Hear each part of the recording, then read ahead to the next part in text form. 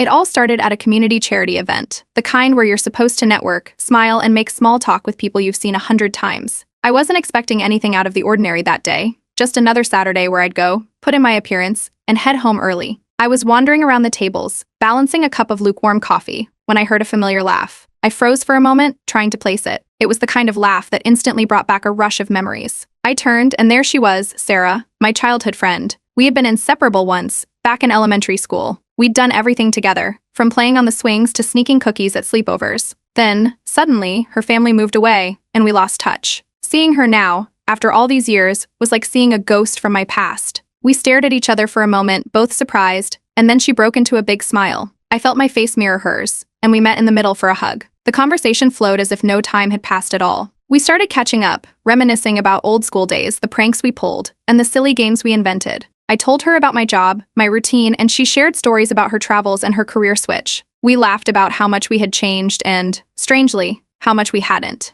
As we talked, I noticed something odd. It felt like I was looking in a mirror. Sarah had the same wavy brown hair, the same slight dimple on her left cheek, and even the same nervous habit of biting her lower lip when she was thinking. I couldn't help but point it out, half joking that we looked like sisters. Sarah laughed and said, "Maybe we are." We joked about it, but the resemblance was undeniable. Our smiles were similar, and even the way we moved had a certain rhythm that matched. Still, I brushed it off, thinking that maybe we had just grown up in a way that made us look more alike. People often pick up traits from their closest friends, right? But it was hard to shake the strange feeling that came with it. We kept talking, and eventually, the conversation shifted to our families. I shared a bit about my dad, who has been in real estate for as long as I can remember. Sarah looked surprised and told me that her father, whom she never met, was also supposedly in real estate and had spent some time in this very town. It felt like a small world moment, one of those coincidences that make you pause for a second. But then we laughed it off and moved on. But the more we talked, the more these coincidences seemed to pile up. Sarah mentioned her mother never spoke about her father, that he was a mystery figure in her life. Meanwhile, I remembered little details from my childhood,